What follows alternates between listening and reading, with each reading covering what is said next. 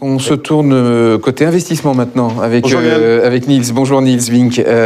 Bon, pareil, crise économique, est-ce que du coup, ça a touché le marché de l'investissement en 2020 ? Oui, par la force des choses. On a connu des événements aussi sur le marché de l'investissement, notamment en raison du lockdown qui a eu lieu sur le premier trimestre, qui nous a directement impacté. Après, si on regarde en totalité le marché de l'investissement sur l'année 2020, on constate qu'on a réalisé pour 27 milliards d'euros de transactions, là où l'année dernière, on avait réalisé pour 39 milliards. Donc on a à peu près une baisse de 32%, un petit peu moins en nombre de transactions, on est seulement à moins 22%, donc ce qui reste quand même une année qui est tout à fait correcte. D'ailleurs, on est au-delà de la moyenne sur 10 ans, qui était de 23,7. Donc on voit bien que malgré effectivement tout le contexte que l'on connaît, qui a déjà été développé, bien entendu le marché a été quand même assez résistant. On a continué à réaliser un bon nombre de transactions. Peut-être à noter qu'effectivement, malgré ces liquidités qui ont été très abondantes, on a constaté quand même une certaine prudence de la part des investisseurs, notamment sur les investisseurs sur les investissements de très grand volume. Et sur ces volumes importants, on a eu beaucoup plus de mal à mettre d'accord les vendeurs et les acquéreurs.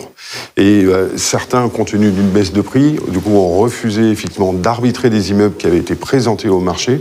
Et donc, on a constaté pour près de 4 milliards d'euros d'opérations qui ont été retirées. Ce qui explique déjà, en partie, le glissement des volumes entre 2019 et 2020. Ça, c'est principalement sur des portefeuilles, principalement sur des actifs unitaires assez importants. Des actifs unitaires, en fait. Et on voit bien, on y reviendra peut-être un peu après, mais on a vraiment un petit peu de la même manière que sur le marché locatif où les locataires se concentrent sur les meilleures localisations. De la même manière, au niveau des investisseurs, il y a bien entendu la prise en compte de ce contexte économique et le prime se définit quand même avant tout, ou principalement par la localisation.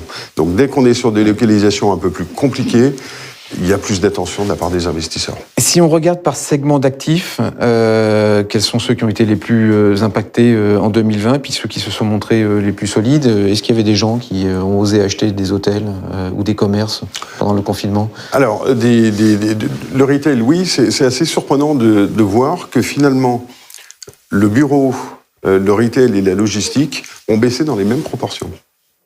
Alors même que la situation du bureau, du retail et de la logistique est très différente. Oui, tout à fait. Sur le retail, bien entendu, c'est un marché qui a été très affecté, mais il y avait des transactions en début d'année, notamment celle de la cession d'Unibail, qui du coup a nourri le marché et a généré quand même un volume assez significatif. Et on a gardé quand même un certain dynamisme, notamment au niveau du high street, qui a bien fonctionné. Les retail parks qui continuent aussi à la faveur d'un fonctionnement au niveau locatif qui est plutôt bon, qui a continué aussi à fonctionner.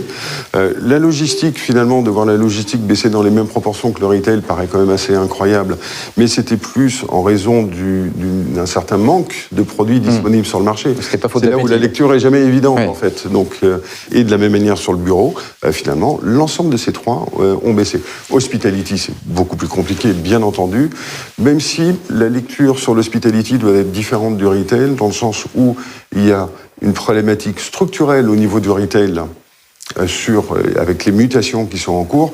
Au niveau de l'hospitality, là, c'est vraiment conjoncturel. Ouais, on a une problématique. Tout le monde imagine bien qu'elle devrait être résolue dans les mois ou semestres à venir, et leur marché repartira sans aucun problème. Et si on regarde par catégorie d'investisseurs, quels ont été ceux les plus dynamiques sur le marché en 2020 ? Alors c'est marrant parce que là aussi, le podium n'a pas changé entre l'année 2019 et l'année 2020. On conserve les fonds d'investissement sur la première place, suivi des SCPI, des OPCI et enfin des assureurs.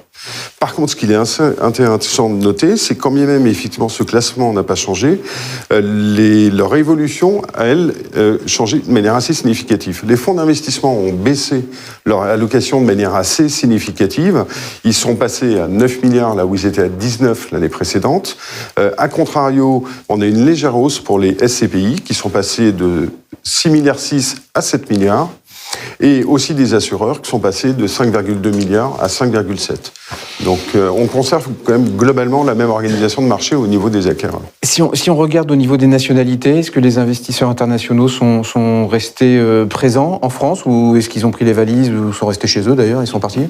Ben non, en fait non. Bien entendu, le marché français est un marché très intéressant pour les investisseurs internationaux, qu'ils soient européens ou internationaux. Leur part a un petit peu évolué. C'est-à-dire qu'en 2020, on est passé de 47 à 41%. Donc on a une légère baisse, mais on voit bien qu'ils restent extrêmement actifs et ils le resteront compte tenu de l'attractivité des marchés européens en général. Il faut bien voir que l'Europe est la première destination des capitaux dans le monde. Pour un investisseur international et pour couvrir son risque immobilier, de toute manière, il a 3 principales zones, les États-Unis, les Amériques, l'Europe et l'Asie. Et l'Europe reste une destination de choix pour eux. Et d'ailleurs, de quelle manière on l'observe? On voit bien qu'une bonne partie des transactions cette année ont été réalisées par des Allemands. DK qui a réalisé de nombreuses opérations comme le siège d'Adidas, comme l'opération Avenue Hoche et plus récemment une promesse de vente qui a été signée sur un autre immeuble QCA. On peut citer aussi les anglo-saxons avec Tishman qui a été très dynamique cette année sur le marché ou encore Ivanhoe Cambridge. Donc non, ils sont présents. Et ils le resteront. À noter cependant, du point de vue des investisseurs internationaux, et ça c'est une vraie différence par rapport à 2019, c'est l'absence des investisseurs sud-coréens.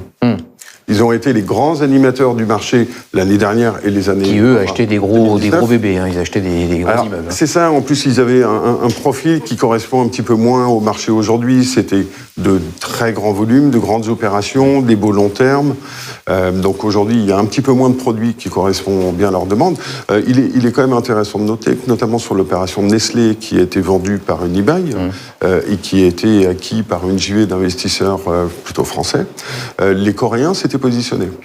Ils n'ont pas été sélectionnés, ce ne sont pas eux qui ont été sélectionnés par une eBay, mais on a encore un certain dynamisme de leur part et que l'on observe en France relativement peu, mais qu'on voit surtout en Angleterre, où ils ont encore réalisé en 2020 de nombreuses opérations.